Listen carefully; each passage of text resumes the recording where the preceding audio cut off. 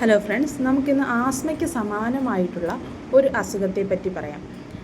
Filarial അണുബാധയുള്ള ചില ആളുകളിൽ tropical pulmonary eosinophilia എന്നൊരു അസുഖം സാധാരണയായി കണ്ടുവരാറുണ്ട്. ഇതിൻ്റെ രോഗലക്ഷണങ്ങളെന്ന് പറയുമ്പോൾ രാത്രിയിലുണ്ടാകുന്ന ശക്തമായ ചുമ, ശ്വാസം മുട്ടൽ, ശ്വാസകോശത്തിൽ നിന്ന് പുറപ്പെടുന്ന വിസിൽ പോലെയുള്ള സൗണ്ട്, അതായത് നമ്മുടെ വീസിങ് പോലെയുള്ള സൗണ്ടുകൾ ഇതിനകത്ത് പ്രധാനമായും കാണാം.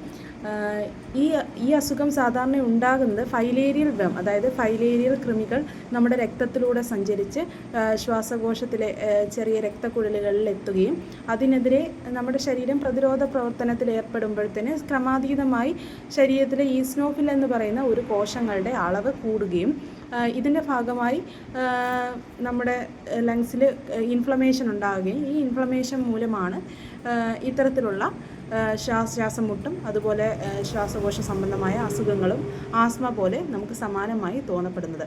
ഇതിൻ്റെ പ്രധാന കാരണം ഈസ്നോഫിലിൻ്റെ അളവ് കൂടുന്നത് ഫൈലേറിയൽ വേമിൻ്റെ കാരണങ്ങൾ കൊണ്ടാണ്. ഇത് നമുക്ക് എങ്ങനെ തിരിച്ചറിയാം?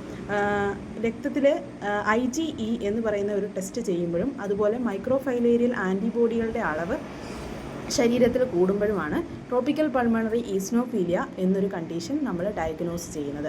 ഇത് ആസ്മയ്ക്ക് സമാനമാണ്. കൂടുതൽ ആൾക്കാരും ആസ്മയാണെന്ന് വിശ്വസിക്കുകയും ആസ്മയ്ക്ക് വേണ്ടി ഇൻഹേലർ എടുക്കുകയും ചെയ്യുന്ന അവസ്ഥയിൽ പക്ഷേ ഇത് ട്രോപ്പിക്കൽ പൾമണറി ഈസ്നോഫീലിയ ആകാം.